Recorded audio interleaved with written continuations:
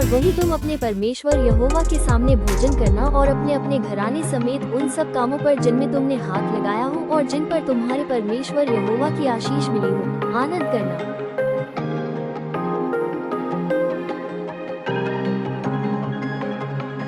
जो विश्राम स्थान तुम्हारा परमेश्वर यहोवा तुम्हारे भाग में देता है, वहां तुम अब तक तो नहीं पहुँचे।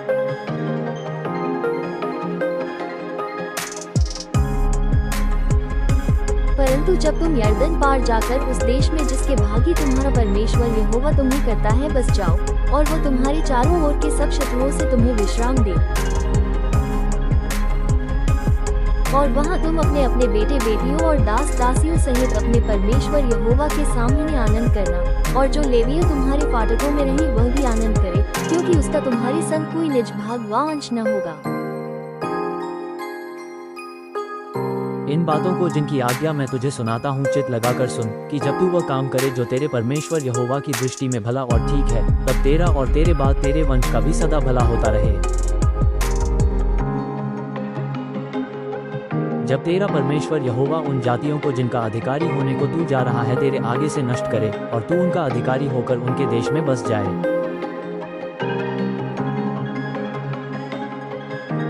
तब सावधान रहना, कहीं ऐसा न हो कि उनके सत्यानाश होने के बाद तू भी उनकी नाई फंस जाए। अर्थात ये कहकर उनके देवताओं के संबंध में ये पूछपाछ न करना कि उन जातियों के लोग अपने देवताओं की उपासना किस रीति करते थे, मैं भी वैसी ही करूँगा। जितनी बातों की मैं तुमको आज्ञा देता हूँ उनको चौकस होकर माना करना, और न तो कुछ उनमें बढ़ाना और न उनमें से कुछ घटाना।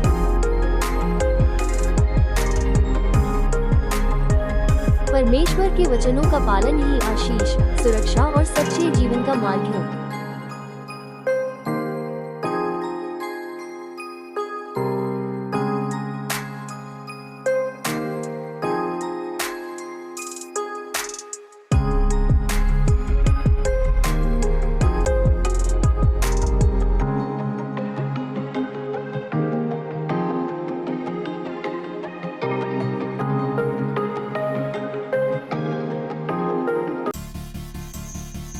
यीशु में परमेश्वर का शासन और वह व्यक्ति दोनों मौजूद है, जिनके माध्यम से परमेश्वर अपना शासन करता है।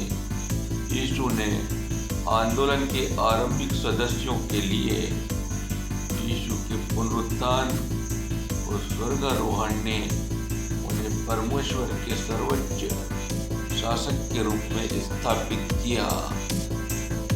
यह पहले से ही उन लोगों पर शासन करता है जिन्होंने सभी शासन को स्वीकार किया है।